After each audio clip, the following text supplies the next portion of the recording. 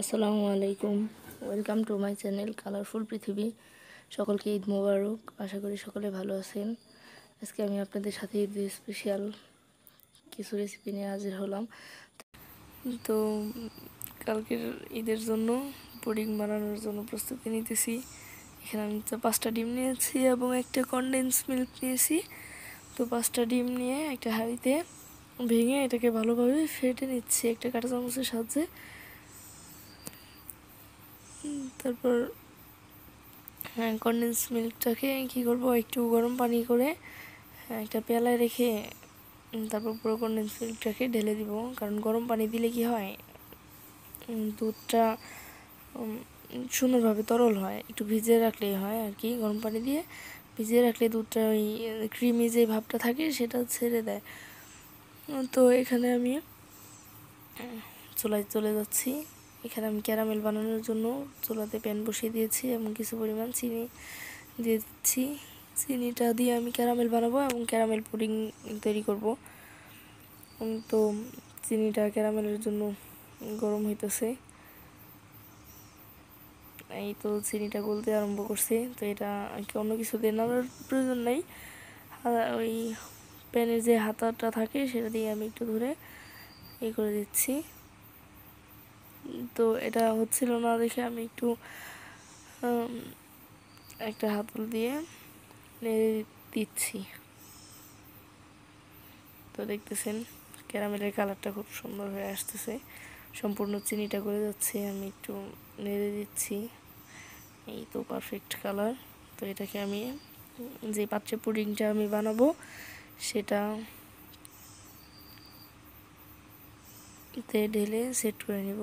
তো আমি একটা পাত্রে পুডিংটা বানানোর জন্য ক্যারামেলটা ঢেলে দিয়েছি এবং সেট করার জন্য রেখে দিয়েছি। তো এখানে আমি তো দেখতেছিলেন কনডেন্স মিল্কটা সেটা হয়ে গেছে, তরল হয়ে গেছে। তো এটা আমি ডিমের সাথে মিক্স করে নিচ্ছি ভালোভাবে, যেন দুধ আর ডিমটা ভালোভাবে মিক্স হয়ে যায়। তো এদিকে আমি অন্য একটা পাত্রে গরম পানি বসিয়ে দিয়েছি চুলায়, কিছু পরিমাণ পানি দিয়ে তারপর পুরাতন একটা ওড়না দিয়ে দিয়েছি, যেন এটা আর কি ইয়েতে মানে যখন পানিটা ভাপ উঠবে তখন যেন লড়াচড়া না খায়, এই কারণে এটা দিয়ে দিয়েছে। এবং একটা ছাঁকনির সাহায্যে আমি এই ডিমের এবং দুধের যে মিশ্রণটা সেটা আমি ওই ক্যারামেলের পাত্রে ঢেলে দিয়েছি। তো এরকম আমি দুইটা ক্লিপ দিয়ে পাত্রটাকে আটকে দিয়ে তারপরে চুলায় বসিয়ে দিয়েছি পানি দিয়ে, দেখতেছেন। তারপর এটাকে আমি ঢেকে দিব এবং যাতে ভাপটা না উড়ে যায় সেজন্য আমি একটা ছোটো কলসে কিছু পরিমাণ পানি দিয়ে এটার উপরে দিয়ে দিয়েছি, যেন এটার ভাপটা সরে না যায়। তো এখানে আমার যখন ক্যারামেলটা হয়ে আসছে বা চুলা থেকে নামানোর ভিডিওটা আমার করা হয় নাই। তো পুডিংটা প্রস্তুত। তারপর এখন অন্য একটা রেসিপি। তো এখন আমি নবাবি সেমাই তৈরি করতে যাচ্ছি। তো এখানে আমি কিছুটা ঘি নিয়ে নিয়েছি, চুলাতে প্যান গরম করে কিছু পরিমাণ ঘি নিয়েছি। তো ঘিটা গরম হয়ে গেলে এখানে আমি সেমাইটা দিয়ে দিব। তারপর সেখানেও আর কি প্রথমবারের মতো ব্লগ, তো কিছু কিছু ভিডিওটা আসলে শ্যুট করা হয় নাই। তো আমি কি করব, এখানে যেই চিনি সেমাইটা আছে সেই সেমাইয়ের মধ্যে আমি ঠান্ডা থাকতেই চিনি এবং কিছু পরিমাণ গুঁড়ো দুধ অ্যাড করে নিয়েছিলাম সেমাইয়ের সাথে। এখানে 1 প্যাকেট আর একটু বেশি সেমাই। তো দেখতেছেন চুলা গরম অবস্থায় দিলে আরও হয়তো একটু পরে যেত, ঘিটাও অনেক হিট করে। তো আমি এটা নেড়ে চেড়ে দিচ্ছি। অনেক ভালোভাবে ভাজা হয়ে গেলে তারপর আমি এটাকে একটা মানে এটা নামিয়ে রেখে তারপর একটা স্টিলের পাত্রে এটাকে সেট করব। তো এটা পরে হয়তো বা দেখতে পারবেন। তো এখন আমি কি করব, দুধ যেটা গরম করতেছি, দুধটা অনেক ভালোভাবে জাল করতেছি। তো এই মিশ্রণটা দেখতে পাচ্ছেন, এই মিশ্রণটা আমি এই মিশ্রণটাতে আমি 4 চামচ পরিমাণ কর্নফ্লাওয়ার নিয়েছি এবং 2 চামচ পরিমাণ কাস্টার্ড পাউডার এবং কিছু পরিমাণ চিনি নিয়েছি, কারণ মিষ্টিটা হচ্ছে যার যার পছন্দ মতো। এর আগে আমি সেমাইতেও মিষ্টির জন্য চিনি দিয়েছি। তো এখানে আমি দুধটা জাল হয়ে গেলে ওই মিশ্রণটা এটার মধ্যে ঢেলে দিয়েছি।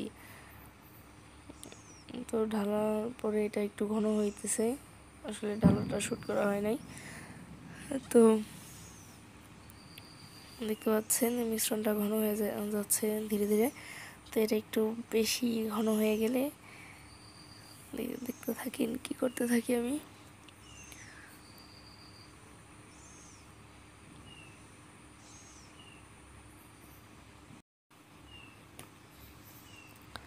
দেখতেছেন এটা অনবরত নাড়তে হবে, তা না হইলে কি হবে, দলা পাকিয়ে যাবে এবং দলা হয়ে গেলে পুরোটা খেতে ভালো লাগবে না। তো মিশ্রণটা মেশানো হয়ে গেলে আমি অনবরত নেড়ে চেড়ে দিচ্ছি, কারণ এখানে যেহেতু কর্নফ্লাওয়ার এবং কাস্টার্ড পাউডার আছে, সেটা কারণেই এই দুধটা ঘন হয়েছে। তো দেখতে পাচ্ছেন এরপর আমি এটাকে নামিয়ে নিব। তো এখানে আমি একটা স্টিলের প্লেট নিয়ে নিয়েছি। স্টিলের প্লেটটাতে আমি ওই ভাজা সেমাইটা ভালোভাবে ছড়িয়ে দিচ্ছি, যেন সব ভালোভাবে সব জায়গায় এটা ছড়ানো হয়। তারপর এবং একটু চেপে চেপে দিচ্ছি যেন কোনো জায়গায় খালি না থাকে। তো তারপর যে মিশ্রণটা হয়েছে সেটা অনেক ঘন হয়ে যাওয়ার পরে এটা আমি এই সেমাইয়ের উপরে দিয়ে দিব। দেখতে থাকুন কিভাবে দিয়ে দিচ্ছি। এটাকে নবাবী সেমাই কেন বলা হয় সেটা আমি জানি না, কিন্তু সেমাইটা খেতে খুবই মজা। তো দেখতেছেন মানে নিচেরটা একটু নরম নরম এবং উপরে হচ্ছে একটা ক্রিস্পি, একটা মানে একটা অন্যরকমের মজা। দেখতে পারতেছেন কি করতেছি। তো এটা ভালোভাবে ঢেকে দিব। ঢেকে দেওয়ার পরে কি করব, আমি এখানে কি করছি যে পুরো সেমাইটা, সেই সেমাইয়ের 3 ভাগের 2 ভাগই নিচে প্রথমে দিয়ে নিয়েছিলাম, তারপর উপরে ওই পুরটা দিয়েছি এবং এরপর যে বাকি সেমাইটা আছে সেটা দিয়ে নিচ্ছি। তো এটা দিয়ে ভালোভাবে ওই পুরটাকে ঢেকে দিব। তারপরে এটা একটু চেপে চেপে হাত দিয়ে চেপে চেপে সেট করে নেব এবং এর উপরে আমি বাদাম কুচি এবং কিশমিশ মানে ড্রাই ফ্রুট যেটা, সেটা কিছু পরিমাণে চেরি ফল এটার উপরে দিয়ে দিব। তারপর এখানে আমি এর জন্য ফ্রুট কাস্টারের জন্য কাস্টারটা তৈরি করে নিয়েছি এবং কিছু পরিমাণ ফ্রুটস কেটে রেখেছি। এখানে ফ্রুট হচ্ছে আম, আপেল, নাশপাতি, আনার এগুলো দিয়ে দিয়েছি। তো কাস্টারের যেই ফ্রুট কাস্টারের যে কাস্টারটা তৈরি সেটা আসলে করা হয় নাই। এখানে আমার কাস্টার্ড পাউডারটা সাদা, তাই আমার এখানে কাস্টারের কালারটা একটু ক্রিম কালার হয়েছে। তো যদি এটা হলুদ কালার থাকতো তাহলে কালারটা আরও খুব সুন্দর হতো। তো আমার নাস্তা বানানো শেষ, এখন রাত 2:30 বাজে। তো দেখতেছেন এখানে ফ্রুট কাস্টার্ড, নবাবী সেমাই এবং পুডিং বানানো হয়েছে। তো আজকের মতো এখানে বিদায় নিচ্ছি। তো আরেকটা সেমাইও রান্না করবো সকালে, কিন্তু তার ভিডিওটা হয়নি। যাই হোক, আবারও সকলকে জানাই ঈদ মোবারক। আসসালামু আলাইকুম।